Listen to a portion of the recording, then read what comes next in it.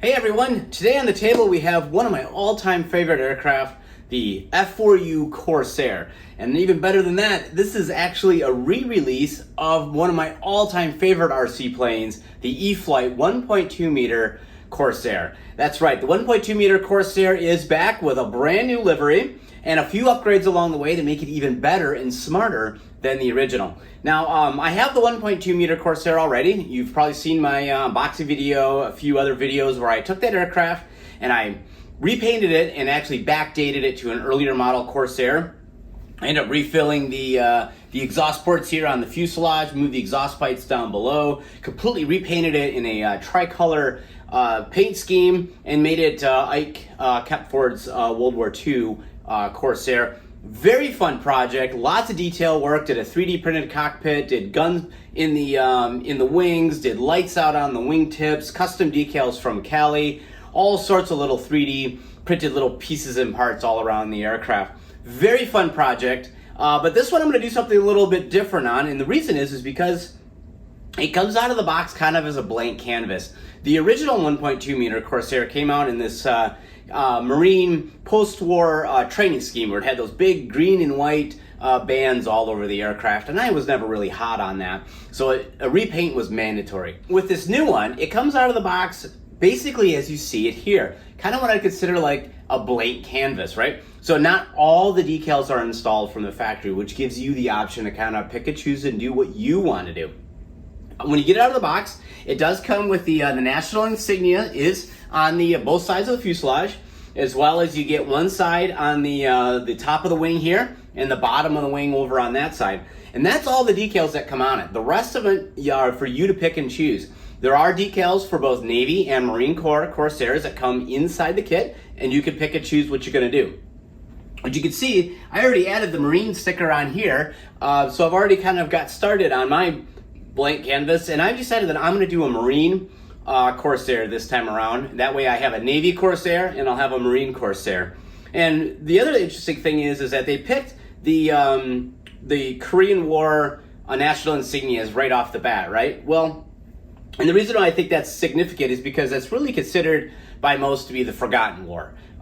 If you consider even myself, with all my history books and all my knowledge on conflict and the U.S. Armed Services, I know absolutely nothing about the Korean War. I mean, literally nothing.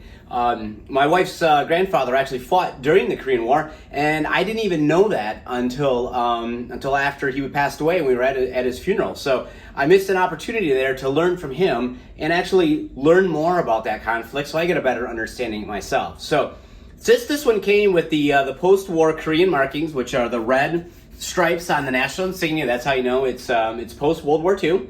During World War II they had that, it was just a white bar. They added the red in there after the war. I think 46 or 47 time frame is when that was done.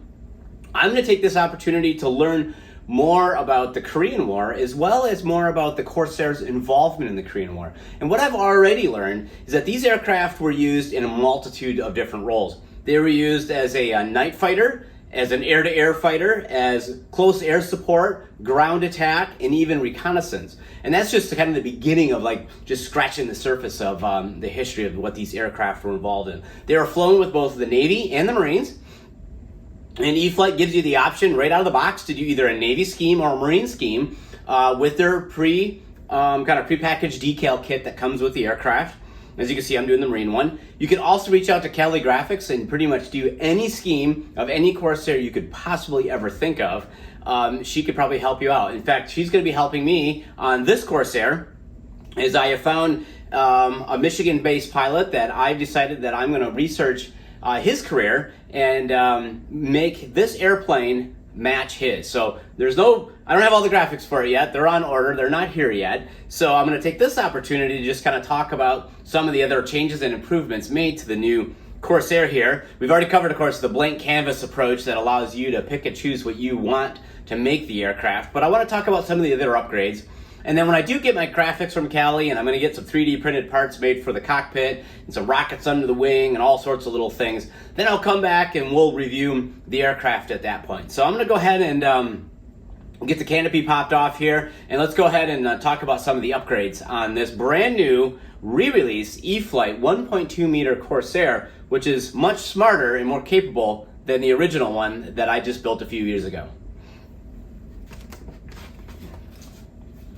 All right, so the canopy just pops right off there, no difference there. In fact, airframe-wise, this is exactly the same airplane as the previous 1.2 meter Corsair. There's been people asking if, like, oh, well, I need a wing for my 1.2 meter Corsair. Will the new one fit? Yeah, everything's the same. It's just a different exterior paint scheme. The changes really come on the inside.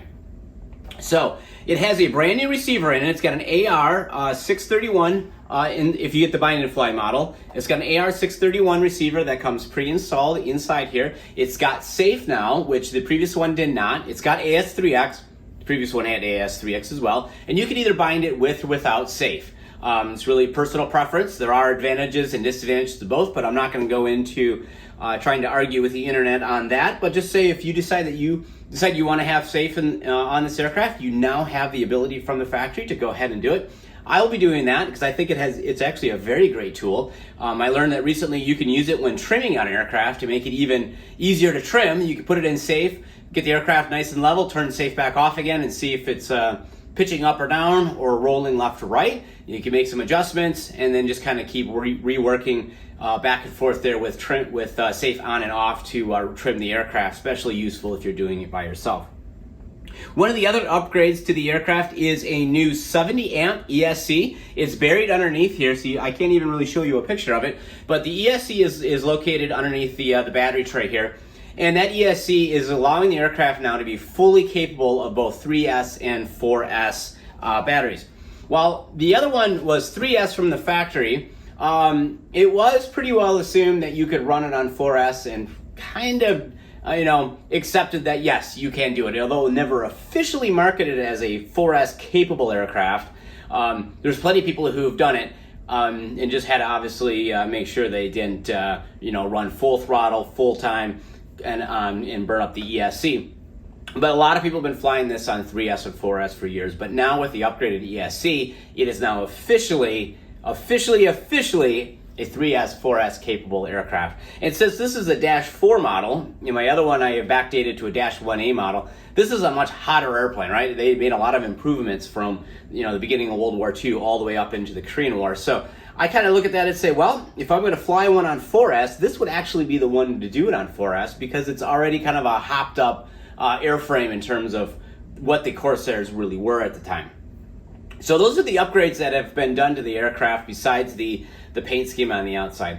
Everything else, it's mechanically exactly the same as it used to be. There's no other changes, just a different paint scheme, but you do get the smarter ESC, the 70 amp ESC that makes us 3S, 4S capable, so you get considerably more power out of the aircraft. You also get the new receiver that has the option to use safe. You get the same, I don't have them shown on the airplane right now, I took them off just so I don't bump them, but you get the same drop tanks like you used to. And what's great about these drop tanks is that this little plastic slide piece here is the same as it is on the P-51 and the P-47 of that same size. And so you can actually take those mounts and actually hang 500-pound bombs from the P-47. You can put those on the P-51 or the Corsair. You can put the drop tanks on there. You can kind of play around with those different mounts. So I'll be definitely doing that. I have a set of bombs that I already used on my other Corsair, and then I'm going to get a set of rockets made for underneath the wings and get those installed, just to kind of give it a little bit more scale detail. So that pretty much covers the topics I wanted to cover on this brand new Corsair. But there is one thing I did want to show, and that is I've had some people comment to say, well, what do you possibly know about these airplanes? You've probably never even looked at a history book, assuming that I don't look at books or anything like that. I thought I would take an opportunity here to show you guys that indeed I do have a few books on Corsairs.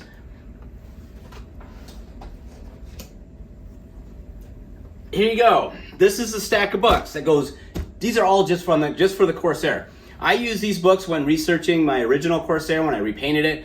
I studied all sorts of different elements of how the aircrafts are worn, how they weather, how the exhaust staining looks, how the chipping looks, what type of flight outfits the pilots were wearing, were the flight suits, what colors were they, what were they wearing, how the mud splatters on the side if they were land-based. I studied all sorts of things. I have literally hundreds and hundreds and hundreds of photographs of Corsairs from air shows, museums. I've traveled to museums specifically to document, take pictures. I have PowerPoint presentations that are just jam-packed with 30, 40 pages long full of pictures. So when people say, well, geez, I don't think you know anything about what you're talking about, you possibly have never opened up a history book, you can see from this stack here, that's all the books and materials, reference materials, just for the Corsair. Pretty much all of these were purchased just strictly for the reason of working on a Corsair. And I have a similar stack for P-51 Mustangs. I got a similar stack of books, probably 4 times as tall, on B-17s. But the suggestion that I don't look at history books and don't know what I'm talking about is flat out wrong. There you can see the proof of how many go into this. And for me, the research in learning about the aircraft is a big part of the hobby, right? And then sharing some of that history with you guys is also another big part, because these things, yes, they are flying airplanes and they're flying, some people call them toys, but for me, they're bringing history to life. And if you could learn about the men who flew these aircraft, the people that maintained them, the missions they flew, the history behind what these aircraft represent, you're bringing that history to life, and you're taking that history and you can take it to others as well and educate them. And we all get to learn a little bit more that way. I'm sure if you looked in your high school history book, the Korean War is about 2 pages long, if that, maybe even just a few paragraphs. There's so much more history out there if you just take the time to read it. And the thing I love about the RC hobby is my passion for history collides with a passion for aviation, and I could take something like this Corsair here, do a massive amount of research, understand it, and when I fly it, I can bring that history to life. So I'm going to have a lot of work to do to bring all of this research material into this new Corsair, but I am greatly looking forward to it. The good thing is a lot of the 3D printed parts that I made for my previous Corsair will be reprinted and put right on here to give a little bit extra scale realism, and then I'll return back with a follow-up video when I get the aircraft done. As you see, I did not do an unboxing video because A, I've already unboxed it, the previous one, and there's no difference in it, and B, I'm getting over COVID right now, and I needed something to do while I was recovering, so I've already started some of the painting. If you notice, I've already painted the wingtip lights, I've painted the dummy radial up in the engine compartment there, and I've painted the wheels silver instead of navy blue. So I needed something to do to keep me from going bored while I was recovering, and that's what I decided to do. So you don't get an unboxing video, you get this one instead. So if you guys got any questions at all about the brand new E-flite 1.2 m Corsair, or any of the history involved of the Corsair in the Korean War conflict, or even in World War II, by all means, leave your comments below. I'm more than happy to answer them. If you guys got any flying questions on it as well, you could leave some comments and I'll respond to those as well. I'm not going to cover flying it in this video. I've flown the other one plenty of times. I don't think I actually have a video on that one, but maybe on this one I'll get a review video of the aircraft flying, and you guys could see what is really one of my all-time favorite aircraft and all-time RC aircraft. And the fact that you get to customize it and make it your own just makes it even better for someone like me, because I love that part of the hobby so much. So if you don't have one of these in your hangar, by all means, run out to horizonhobby.com, run on out to your local hobby shop, and you're gonna need to have one of these beautiful 1.2 m Corsairs in your hangar. And honestly, the entire 1.2 m series warbirds, the T-28, the P-51, and the Corsair are all absolutely awesome aircraft. Hopefully the P-47, maybe the Spitfire would come back someday, because I tell you what, I missed out on those two, and I would love to have those to complete my collection of this size warbirds from E-flite. Thanks, guys.